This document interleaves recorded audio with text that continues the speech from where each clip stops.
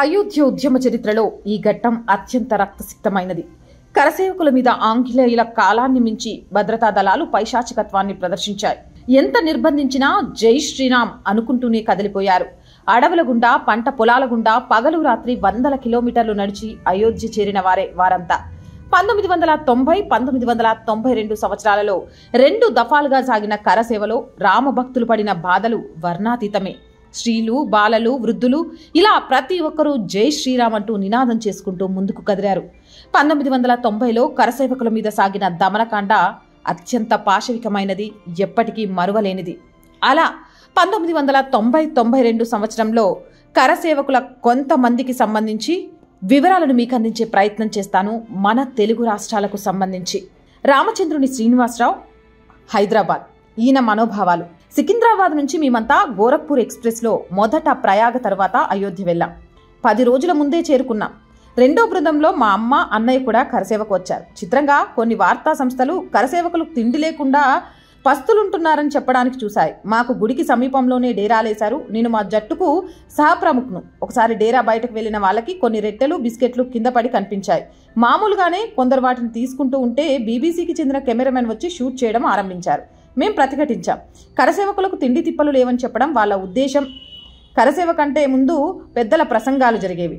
సరిగ్గా అదే సమయంలో కొందరు గుమ్మటాల మీదకి ఎక్కడం కనిపించింది. జారిపోతారేమోనన్న భయంతోనే మేం చూస్తూ ఉన్నాం.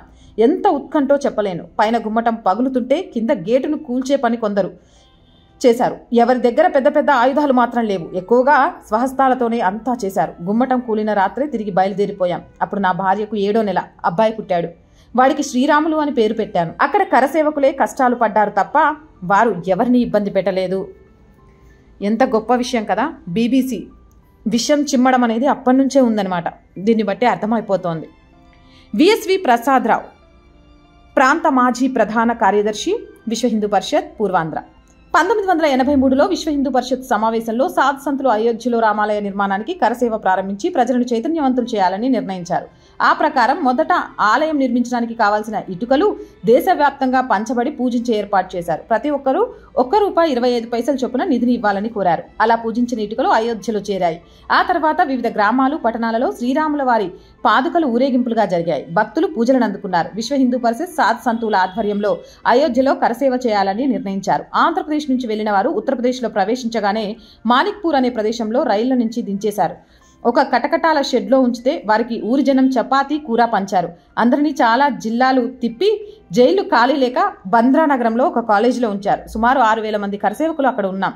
పోలీసులు వచ్చి మీకు ఇష్టమైనట్లుండి పోలీసులకు చిక్కకుండా రాత్రికి వెళ్ళమన్నారు. అయోధ్య చేరుకున్న ఇతర కరసేవకులను విడిచిపెట్టగానే రాష్ట్రం నుంచి వచ్చిన కరసేవకులకు కూడా విడిచిపెట్టారు. నెల్లూరు నుండి 350 మంది 7 రోజుల పాటు నడిచి అయోధ్య చేరారు. నవంబర్ 7న కర్ఫ్యూ రద్దు చేయడంతో రామ్లల్లా దర్శనం లభించింది. చూశారు కదా. అప్పటి నుంచే రామ మందిరానికి సంబంధించి ప్రజలందరినీ భాగస్వామ్యం చేయడం ఉంది. పోలీసులు కూడా ప్రభుత్వం కోసం మాత్రమే పనిచేశారు, కానీ వారికి కూడా మనసులో రాముడున్నాడు అని చెప్పడానికి ఇది ఒక ఉదాహరణ. కాసావర్ రమాదేవి. 92లో గోదావరి నుండి బయలుదేరిన కరసేవకులలో మహిళల జట్టు కూడా ఉంది. అందులో నేను పాల్గొన్నాను. అంతకు క్రితం కరసేవకు నా భర్త అనిల్ కుమార్ గారు వెళ్లారు. కాశీలో పోలీసులు అరెస్ట్ చేసి జైల్లో పెట్టారు. 10 రోజుల తర్వాత విడుదల చేశారు. ఈ మారు 3 పిల్లల బాధ్యత మా వారికి అప్పచెప్పి నేను అయోధ్యకు బయలుదేరాను. మా జట్టులో కరీంనగర్ నుండి నేను, గోదావరి కని నుండి ఇంకొంతమంది సేవికలు మా జట్టులో ఉన్నారు. అయోధ్య చేరుకున్నాం. అందరం సరియు నదిలో స్నానమాచరించి భగవంతుణ్ణి ప్రార్థించాం. వివాదాస్పద కట్టడం వద్ద భారీ బందోబస్తుంది. పోలీసులు మోహరించి ఉన్నారు. సరియు నదిలో నుండి అందరం పిడికెడు మట్టి చెంబుతో నీళ్లు తీసుకొని బయలుదేరి ఆ వివాదాస్పద కట్టడం ముందుంచాం. కరసేవకులు గుమ్మటాలు ఎక్కుతున్నారు. మాలో ఉత్సాహం పెరిగింది. కొద్ది సమయానికి గుమ్మటాలు కూలిపోయాయి. తర్వాత ఆ రాళ్లు పక్కకు వేశాం. సాయంకాలం వరకు తాత్కాలిక కట్టడం నిర్మాణం ప్రారంభించారు. నేను గర్భగుడి నిర్మాణానికి ఇటుకలు మోశాను. భగవంతుడు నాకు ఈ అదృష్టాన్ని కలిగించాడని భావిస్తున్నాను. భర్తకు పిల్లల బాధ్యతలు అప్పచెప్పి రామమందిర నిర్మాణ బాధ్యతను భుజాన వేసుకొని పోలీసులు అక్కడ జరుగుతున్న ఘోరాలు తెలిసి కూడా ఇలా ఎంతోమంది వీరవనితలు అయోధ్య రామమందిర నిర్మాణం కోసం అడుగులు ముందుకు వేశారు. వాళ్ళందరికీ మనం మనస్ఫూర్తిగా ధన్యవాదాలు చెప్పాలి. బుచ్చిరెడ్డి, హైదరాబాద్. ఒక పిట్టను కూడా అయోధ్యలోకి అడుగు పెట్టలేమని నాటి ముఖ్యమంత్రి ములాయం సింగ్ చేసిన హెచ్చరికను కరసేవకులు సవాల్గా తీసుకున్నారు. ప్రాణాలకు తెగించి అయోధ్య బాట పట్టారు. మా దృష్టంతా అయోధ్య మీదే. అప్పటిదాకా ఎవరం అయోధ్యను చూడలేదు. హైదరాబాద్ విడిచిపెట్టి అందుకే బయలుదేరాం. ఇంటర్సీ దగ్గర దిగిన తర్వాత ఎక్కడ తిన్నామో తెలియదు. మధ్యప్రదేశ్లో కార్యకర్తల భోగిలో వారణాసి వెళ్ళి అక్కడి నుంచి ఫైజాబాద్ వెళ్ళాం. అక్కడి నుంచి కష్టాలు మొదలయ్యాయి. రైలు దిగాక ఎక్కడికి పోతున్నామో తెలియదు. ఆ భగవంతుడు చూపినట్లుగా అడవి బాట పట్టాం. దట్టమైన అడవిలో తప్పిపోతే కష్టం. అలాంటి బాటలో 100 మైళ్ళ దూరం నడిచాం. కాళ్లకు చెప్పులు లేవు, కప్పుకోవడానికి దుస్తులు లేవు, గూగుల్ మ్యాపు లేదు, ఫోన్లు లేవు. లాటి దెబ్బలకు తుపాకీ గుళ్ల పట్ల భయమూ లేదు. శ్రీరామనామస్మరణ శరీరాన్ని కవచకుండల్లాగా కాపాడి కరసేవకులకు దారి సుగమమైంది. ఇప్పుడు జనవరి 22న జరుగుతున్న ప్రాణ ప్రతిష్టను తలుచుకుంటే అవన్నీ మర్చిపోతున్నా. చాలా సంతోషంగా ఉంది. రామనామస్మరణ దారి తెలియకపోయినా దారి చూపించి రాముల చెంతకు చేర్చింది. భయం లేదు. జై శ్రీరామన్న నినాదం తప్ప. రాజా విజయ రఘురాం పటేల్, హైదరాబాద్. ఎక్కువ మంది బేగంపేట్ ప్రకాష్ నగర్ శాఖ వాళ్ళమే. నేను ముఖ్య శిక్షక్. బృందాలుగా వెళ్ళాం. అయోధ్య ఆలయ నిర్మాణాన్ని శాంతియుతంగా జరిగే శంకుస్థాపనకు హాజరు కావడం, రామజన్మభూమి చూసి రావడం ఇదే ఆశయం. అక్టోబర్ 12, 1990న మా బృందం అలహాబాద్ రైలు దిగింది. 300 మంది బయట 2 బస్సులున్నారు. అయోధ్య వెళ్లే వాళ్ళు అందులో ఎక్కాలన్నారు. బస్సు బయలుదేరింది. కొద్దిసేపటికి ఆపి దిగమన్నారు. దిగితే ఎదురుగా నైని సెంట్రల్ జైల్. ఆ బస్సులు ఉత్తరప్రదేశ్ పోలీసులు ఏర్పాటు చేసినవి. ప్రభుత్వాలు రాముల వారి వ్యతిరేకులు మోసభావన ఎలా ఉండేది అనేది అప్పటి నుంచే కనిపిస్తూ ఉందన్నమాట. రవిశంకర్ భార్గవ, హైదరాబాద్. 8 మంది స్వయం సేవకులం. సికింద్రాబాద్ నుంచి ప్రయాగ్రాజ్ వరకు ఇబ్బందులు ఎదురైనా సంతోషంగా ధైర్యంగా వెళ్ళాం. అక్కడికి చేరుకోగానే పోలీసులు అరెస్ట్ చేశారు. ఆ రాత్రి మా సామాన్లు అక్కడే వదిలేశాం. జైలు నుంచి పారిపోయి బయటికి వచ్చాం. ఎక్కడికి వెళ్లాలో తెలియదు. ఇలహాబాద్ రైల్వే స్టేషన్లోనే రాత్రంతా గడిపాం. ఉద్యమ అయోధ్యకు ఎలా వెళ్ళింది ఆలోచిస్తూ ఉంటే బీజేపీ నేత ఏలే నరేంద్ర కనిపించారు. మా సంతోషానికి అవధులు లేవు. వెంటనే వారిని కలిసాం. ఆ రాత్రి రైల్వే స్టేషన్లో కొంతమంది రాయలసీమ స్వయం సేవకులు కలిశారు. అక్కడి నుంచి అందరం బీమ్స్ కార్యాలయానికి వెళ్ళాం. ఆ సమాచారం పోలీసులకు తెలిసింది. స్థానిక బీఎంఎస్ కార్యకర్తలు మమ్మల్ని బజాజ్ సేవాశ్రమం తీసుకొని వెళ్లారు. ఆ తర్వాత నరేంద్ర గారు రేపు ఉదయం అద్వానీ రథంతో పాటు వెళ్లాలని చెప్పారు. అప్పటికే అద్వానీని బీహార్లో అరెస్ట్ చేశారని తెలిసింది. అక్కడి నుంచి కాలినడకన వారణాసి బయలుదేరాం. ఇక్కడ చాలామంది మనం మర్చిపోతున్నాం ఏలే నరేంద్ర గారి గురించి.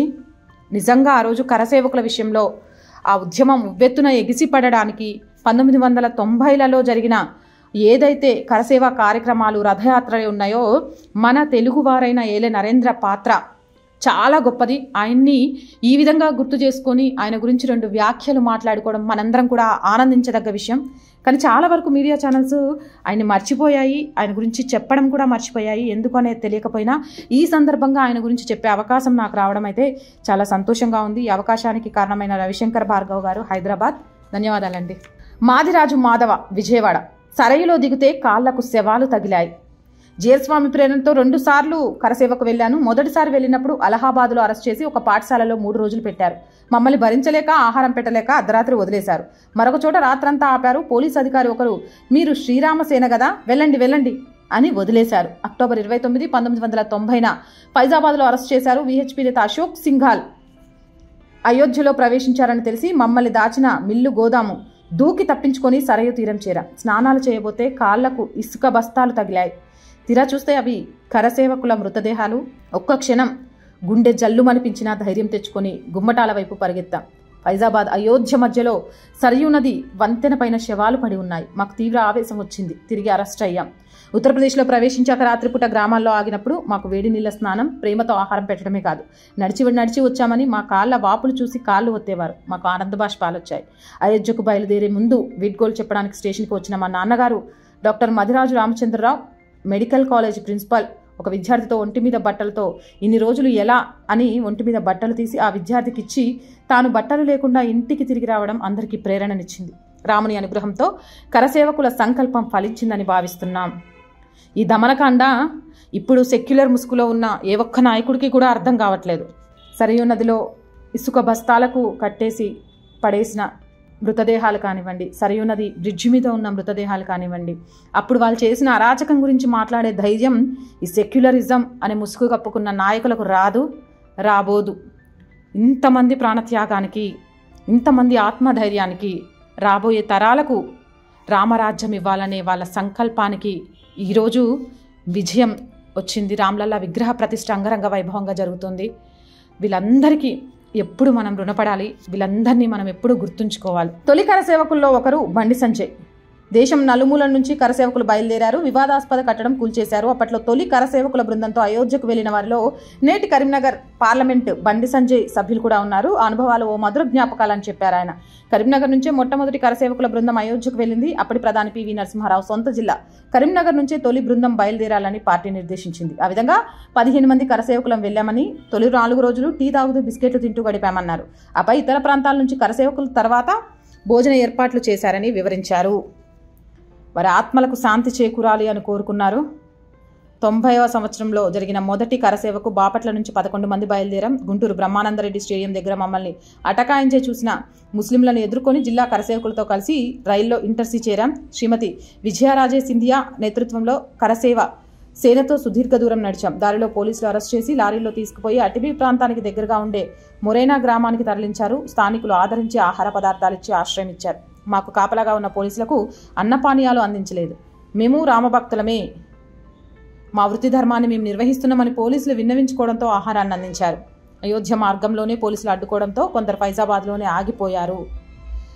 వల్లూరు భవనారాయణ గారు బాపట్ల నుంచి, రామభక్తులం అని చెప్తే తప్ప భోజనం దొరకలేని స్థితిలో ఆ రోజులు పోలీసులు ఉన్నారు అంటే నిజంగా రామనామస్మరణ గొప్పతనం ఏంటి అనేది అర్థమవుతుంది. నిషేధాజ్ఞల మధ్య పాదయాత్ర, మల్లోజుల కిషన్ రావు గారు. మొట్టమొదటి కరసేవకు ఉమ్మడి కరీంనగర్ జిల్లాకు చెందిన సుమారు 2500 మంది కార్యకర్తలం అయోధ్యకు బయలుదేరామని, అంతకుముందు గోదావరి కనిలోని శారదానగర్ శిశు మందిర్లో అప్పటి నుంచి కార్యవాహనాయిని ఆగయ్య, జిల్లా ప్రచారక లింగం సుధాకర్ రెడ్డి మార్గదర్శనం చేశారని చెప్పారు. అలాగే కరసేవకులందరూ అటుకులు పాలకోవా కలిపిన అల్పాహారం, మధ్యాహ్నం 12 గంటలకు పూరీలు ఆలుగడ్డ కూర, భాగ్యనగర్, మంచిర్యాల, కాగజ్ నగర్, కరీంనగర్, మహారాష్ట్ర కరసేవకులు ఇవే తింటూ 15,000 మంది జమ అయ్యి పాదయాత్ర ప్రారంభించారంట. అడవుల్లో 120 కిలోమీటర్లు ప్రయాణించారు. మధ్యప్రదేశ్ సరిహద్దులోని డబోరా రైల్వే స్టేషన్కి చేరుకున్నారు. అక్కడి నుంచి అయోధ్యకు వెళ్లారు. 11 రోజులు నిర్బంధించబడ్డారు. ఇక 30 కరసేవకులు అయోధ్యలో గుమ్మటాలపై భగవద్ధ్వజం ఎగరవేసి తర్వాత జైలు నుంచి అందరి కరసేవకుల్ని వదిలిపెట్టారు. మాలో కొందరం అయోధ్య వైపు వెళ్ళాం, మరికొందరు తిరుగు ప్రయాణమయ్యారు అంటూ ఆయన జ్ఞాపకాలని గుర్తు చేసుకున్నారు. డాక్టర్ రంగసాయి, నందికొట్కూరు. ఆత్మకూరు నుంచి పెద్ద సంఖ్యలో అయోధ్యకు బయలుదేరిన కరసేవకుల్లో నేను ఒకటిని. కాశీలో రైలు దిగి వేరే వాహనంలో అయోధ్య బయలుదేరాం. ఆ వాహనం ముస్లింది. సాధారణంగా కరసేవకులు వారి వాహనాల్లో ప్రయాణించరు కదా, కనుక అలా వెళితే పోలీసుల నిఘా ఉండదని మా ఆలోచన. డ్రైవర్ మళ్లింపుదారులు తీసుకువెళ్తూ చాలా వరకు పోలీసుల తనిఖీల నుంచి బయటపడేందుకు సహకరించారు. అయినా పోలీసులు అడ్డగింపు తప్పలేదు. ఒక బంకు దగ్గర కూర్చొని ముచ్చట్టించుకుంటుండగా అటుగా వచ్చిన ఒక వ్యక్తి మా గురించి అడిగారు. విషయం చెప్పాం. మాకు ఆశ్రయం కల్పించారు. ఆయన స్వయం సేవక్, రామభక్తుడు. తిరిగి ప్రయాణం సాగిస్తున్నప్పుడు ఒక చోట చిన్న నది వద్ద ములాయం సింగ్ మనుషులు మమ్మల్ని అరెస్ట్ చేయించి సెంట్రల్ జైలుకి పంపించి 15 రోజులు ఉంచారు. మొత్తం మీద గమ్యం చేరాం. ఇప్పుడు నాకు 82 సంవత్సరాలు. నేను బతికి ఉండగా రామమందిర నిర్మాణం కావడం నా అదృష్టంగా భావిస్తున్నాను. 82 ఏళ్ళు. ఇప్పటికీ ఎప్పుడు జరుగుతుందా అని ఎదురు చూస్తూ అదృష్టంగా భావిస్తుంటే, ఆ రోజు రామమందిర నిర్మాణానికి సహకరించడంలో ఎవ్వరూ తేడా లేకుండా రామరాజ్యం కోసం ఎలా ఉన్నారు అనే విషయాన్ని ఈయన మాటల ద్వారా మనందరం అర్థం చేసుకోవచ్చు. పిరమసాని నల్లపరెడ్డి, కాలాపురం. అయోధ్యలోని కలంకాన్ని చెరిపివేసే పనిచేసిన కరసేవకుల్లో నేను భాగస్వామిని కావడం గర్వకారణం. అప్పుడు మొదటి సంవత్సరం విద్యార్థిగా గుంతకల్ నుంచి 300 మంది కరసేవకులతో బయలుదేరాను. ఒకవైపు పోలీసు నిర్బంధాలైన ఆర్ఎస్ఎస్, ఇతర ధార్మిక సంస్థల సహకారంతో అయోధ్య చేరుకున్నాం. రైలు ఆగిన ప్రతి స్టేషన్లో మార్గదర్శనంతో పాటు చపాతీలు, బెల్లం కట్టిన ప్యాకెట్లు గంపలు గంపలుగా ఇచ్చేవారు. అయోధ్యలో మిలిటరెంట్లు ఇచ్చారు. 15 రోజులు ఆ గుడారంలోనే ఉన్నాం. ఉదయం 6 గంటల నుంచి 11 గంటల 45 నిమిషాల వరకు, సాయంత్రం 4 గంటల 45 నిమిషాల నుంచి ఆ కలంకాన్ని తుడిచివేసి బాలరామునికి మందిర నిర్మాణం చేశారు. ఆ సమయంలో నేను కూడా పైకెక్కాను. కొందరు పోలీసులు కూడా ఆ సేవలో పాల్గొన్నారు. వెంటనే ఇక్కడి నుంచి అందరూ కరసేవకులు వెళ్ళిపోవాలి, కర్ఫ్యూ అమలవుతుందని ప్రకటించడంతో తిరిగి ప్రయాణమయ్యాం. అర్థమైందా?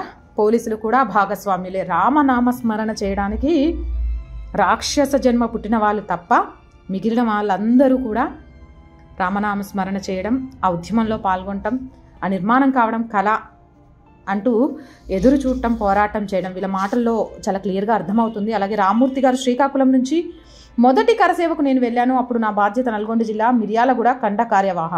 నేను నాగార్జున సాగర్ లెఫ్ట్ కెనాల్స్లో ఇంజనీర్ను. అప్పుడు నా వయసు 45 ఏళ్ళు. మిర్యాలగూడ నుంచి హైదరాబాద్కు వచ్చి దక్షిణ ఎక్స్ప్రెస్లో కరసేవకు బయలుదేరాం. ఇంటర్సీ, అక్కడి నుంచి కాశీ వెళ్ళి అక్కడికి అయోధ్యకు రైలు ఎక్కాం. ఎవరు కూడా ఉచితంగా వెళ్ళడానికి వీల్లేదు, టికెట్ తీసుకునే వెళ్ళాలి, ఇది నియమం. ఎప్పుడైతే అయోధ్యకు మా టికెట్లు రిజర్వ్ అయ్యాయో పోలీసులకు సమాచారం వెళ్ళింది. రైల్లోనే అరెస్ట్ చేశారు. ఆ యజ్ఞానికి విశేషం ఉంది. యజ్ఞానికి కూర్చోవాలంటే దంపతులు అవసరం అంటారు కదా. మా అల్లుళ్ళు వాళ్ళు వచ్చి ఉన్నారు కనుక మేము కూర్చొని మీ యజ్ఞంలో పాల్గొంటామన్నారు జైలు సూపరింటెండెంట్. హోమం వైభవంగా జరిగింది. తర్వాత మమ్మల్ని సెంట్రల్ జైలుకి తరలించారు. నిజానికి ఒక ధర్మసత్రంలో పెట్టారు. మేము 500 వరకు ఉన్నాం. అందరం తెలుగు వాళ్ళమే, ఒకే చోట ఉన్నాం. ఆ తర్వాత విడుదల చేశారు. ఎవరిని జైల్లో ఉంచొద్దు, కరసేవకులందరినీ రైలు ఎక్కించి పంపించేయండి ఉచితంగా. ఇది తట్టుకోవడం కష్టమంటూ నాటి ప్రధాని పివి సింగ్ నిర్ణయం తీసుకున్నారు. బయటపడిన తర్వాత మొఘల్ సరియు చేరుకున్నాం. అక్కడ పెద్ద ఊరేగింపు కనిపించింది. అందులో పాల్గొనే అదృష్టం కలిగింది. అక్కడ రైలు ఎక్కి టాప్ ఎక్కి అయోధ్యకు వెళ్ళాం. తర్వాత కట్టడం వద్దకు వెళ్ళాం. అప్పటికే ఆ బుర్జు అవి ధ్వంసం కాలేదు.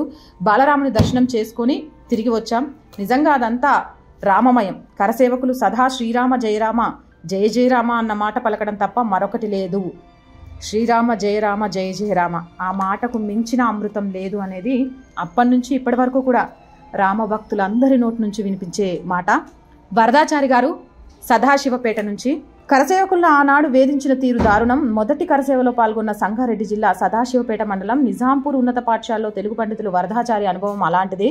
తన 2 కుమారులతో వెళ్లారు ఆయన. అయోధ్య పంచకోశ పరిశ్రమకు వెళ్లే హక్కు హిందువుగా తనకు ఉందని, ఆ మేరకు వెళ్తున్నానంటూ ప్రధానోపాధ్యాయునికి లేఖతో కూడిన సెలవు చిట్టి పంపారు. తిరిగి వచ్చాక కరసేవలో పాల్గొన్న మిమ్మల్ని ఎందుకు సస్పెండ్ చేయకూడదు అంటూ సంజాయిషీ నోటీసు జారీ చేసి ప్రభుత్వ ఉద్యోగం నుంచి తొలగించింది. ఆయన ధైర్యం కోల్పోకుండా ఆర్ఎస్ఎస్ కార్యం కోసం పూర్తి సమయం వెచ్చించారు. దాదాపు 11 సంవత్సరాల పాటు సగం జీతంతోనే ఆనందంగా కుటుంబాన్ని పోషించారు. తను కరసేవకు కాకుండా వ్యక్తిగత పనులపై వెళ్లానని రాసి ఇవ్వాలని ప్రభుత్వం ఒత్తిడి తెచ్చినా అంగీకరించలేదు. ఒక హిందూగా పంచకోశ పరిశ్రమకు వెళ్లే హక్కు తనకు ఉందని, అబద్ధం చెప్పాల్సిన అవసరం లేదని సమాధానం ఇచ్చారు. ఆర్ఎస్ఎస్ నిషేధిత సంస్థ కాదని, అందులో సభ్యుడైనందుకు గర్వపడుతున్నానని విచారణ సందర్భంగా చెప్పారు. ఉద్యోగం నుంచి సస్పెండ్ అయినప్పటి నుంచి ఉద్యోగపరంగా చాలా ప్రయోజనాలు కోల్పోయినా రవ్వంత కూడా బాధపడకుండా చివరిదాకా ఋషిలా జీవనం సాగించిన సంఘ తపస్వి వరదాచారి సస్పెన్షన్ ఉమ్మడి మెదక్ జిల్లా సహకార్యవాహక సంఘ బాధ్యతలు నిర్వహించారు. ధర్మం కోసం పోరాడుతున్నప్పుడు అబద్ధం చెప్పాల్సిన అవసరం లేదు. పైస కంటే పరమాత్మ నామస్మరణలో ఉన్న తీయదనం, గొప్పతనం మరో రకంగా ఉంటుంది అనేది వరదాచారి గారి స్టోరీ ద్వారా మనం తెలుసుకున్నాం. అలాగే సాయి లక్ష్మి గారు అమలాపురం నుంచి. భరత జాతి ఆత్మ న్యూనతాభావం నుంచి విముక్తి కావడానికి జరిగిన ప్రతి ప్రయత్నంలోనూ నేను పాల్గొనటం నా పూర్వజన్మ పుణ్యఫలం. 1992లో కరసేవలో పాల్గొనడానికి ప్రయాణమైన నా జన్మ రాముని పాదాలకు అంకితం. తిరిగి రాగలమో లేదో అన్న సందిగ్ధంలో అయోధ్య చేరుకున్న మమ్మల్ని అక్కడి ప్రజలు స్వాగతించారని, డిసెంబర్ 6వ తేదీ ఉదయం అందరం అయోధ్యలో శోభయాత్రలో వెళ్తుంటే వీర తిలకాలు దిద్ది పూలు కురిపించి రాముని గుడి మనది అన్న నినాదాలు మిన్నంటాయన్నారు. అందరం పులికించిపోయామన్నారు. ఏమైనా సరే ఈరోజు మందిర నిర్మాణం ప్రారంభించాలన్న ఉద్రేకం మహిళా భజనలు చేయమంటూ వచ్చిన పిలుపుతో కాస్త చల్లారింది అనే విషయాన్ని కూడా తెలియచేశారు. అలాగే మరపురానిది డిసెంబర్ 6 అంటూ మామిడి శాంతిదేవ్ మిత్ర గారు హైదరాబాద్ నుంచి ఆయన అభిప్రాయాలను కూడా పంచుకున్నారు. నేను డిసెంబర్ 6, 1992 జరిగిన అయోధ్య కరసేవలో పాల్గొన్నాను. అందుకు చాలా సంతోషంగా, గర్వంగా ఉంది. నేను మా మిత్ర బృందం భాగ్యనగరం జట్టు మొత్తం 250 మంది బయలుదేరాం. అంతా నవంబర్ 28, 1992 రైల్లో బయలుదేరి 29 రాత్రికి అలహాబాద్ చేరుకున్నామని చెప్పారు. ఎవరైనా అరెస్ట్ చేస్తారేమోనన్న భయంతోనే బస్సులో రాత్రిపూట ప్రయాణం చేసి 30వ తేదీ ఉదయం అయోధ్యకు చేరుకున్నాం. మా 12 మందికి ఒక చిన్న గుడారంలో వసతి. అయోధ్యలో అడుగు పెట్టినప్పటి నుంచి మా మనసులో రామ్ లల్లా దర్శనం గురించి ఒకటే ఉత్సుకత. దర్శనం తర్వాత ఆ బాబ్రీ కట్టడం చూస్తుంటే మనసులో బాధ. ఎప్పుడు డిసెంబర్ 6 వస్తుంది అని ఎదురుచూపు. అయోధ్య దర్శనం ఒక ప్రత్యేక అనుభూతి. నగరం మొత్తంలో 10,000 దేవాలయాలు ఉంటాయంటే మొదట ఆశ్చర్యం కలిగింది. సరయూ నది, హనుమాన్ గడి ఇప్పటికీ మదిలో గుర్తుకొస్తాయి. డిసెంబర్ 6 అమృత గడియలు వచ్చాయి. అంతా ఒక కలలాగా కళ్ళ ముందు జరిగిపోయింది. నేను అనుకున్న నా కళ సాకారమైంది. ఆ తర్వాత సాయంత్రం ఒక టెంట్లో రామ్లల్లా విగ్రహాలను చూసి అప్పుడే సంకల్పం తీసుకున్నాం. రామ్లల్లా హై ఆయింగే మందిర్ వహీ బనాయేగే. అక్కడి నుంచి కష్టంగా డిసెంబర్ 10 నాటికి భాగ్యనగరం చేరుకున్నాం. అప్పుడు పోలీసుల ద్వారా మా ఇబ్బందులు మొదలయ్యాయి. కొంతమంది ద్వారా మా పేర్లు బయటకు వచ్చాయి. కొన్ని రోజుల తర్వాత మేము పోలీస్ స్టేషన్లో సరెండర్ అయి బెయిల్ తెచ్చుకున్నాం. మొత్తం మీద ఆనాటి నా కళ నేటికి సాకారమైందని చాలా సంతోషంగా ఉంది. శాంతిదేవ్ మిత్ర గారు, ఆనాటి మీ కళతో పాటు ఆనాటి నుంచి ఈనాటి వరకు రామరాజ్య స్థాపన కోసం పరితపించిన కొన్ని కోట్ల మంది జనం కళ నెరవేరింది. అలాగే అయోధ్య రామ మందిర నిర్మాణంలో తెలుగువారైన జి పుల్లారెడ్డి కీలక పాత్ర పోషించినట్టుగా కూడా తెలుస్తుంది. అయోధ్య రామ మందిర ప్రారంభోత్సవ కార్యక్రమాన్ని జనవరి 22వ తారీఖున జరుగుతుంది. ఈ కార్యక్రమానికి దేశవ్యాప్తంగా 700 మంది విశిష్ట అతిథులు హాజరు కానున్నారు. దీనికి సంబంధించి అన్ని ఏర్పాట్లు జరిగాయి. అలాగే అయోధ్య రామ మందిర నిర్మాణం కోసం దేశ విదేశాల నుంచి కూడా అధిక మొత్తంలో డొనేషన్లు అందాయి. ఆలయ నిర్మాణం కోసం 1800 కోట్లు ఖర్చు పెట్టగా ఇంకా ట్రస్ట్ వద్ద 3000 కోట్ల రూపాయల నిధులు మిగిలాయి. అయితే తెలుగువారైన పుల్లారెడ్డి స్వీట్స్ అధినేత జి పుల్లారెడ్డి గారు విశ్వ హిందూ పరిషత్ కోశాధికారిగా ఉన్నారు. అశోక్ సింఘల్ కోర్టు కేసు విషయంపైన జి పుల్లారెడ్డి గారిని సంప్రదించగా హైదరాబాద్లో ఆయన నివాసంలో భేటీ అయ్యారు. కోర్టు కేసులు ఖర్చుల కొరకు 25 లక్షల రూపాయలు అవుతుందని తెలియజేశారు. వెంటనే పుల్లారెడ్డి గారు తన వద్ద ఉన్న 2 లక్షల రూపాయలు అందించి సాయంత్రంలోగా మరో 10 లక్షలు అందిస్తానని చెప్పారు. చెప్పిన విధంగానే తన సన్నిహితుల వద్ద నుంచి 10 లక్షల రూపాయలు పోగేసి అశోక్ సింఘాల్ చేతికి అందించారు.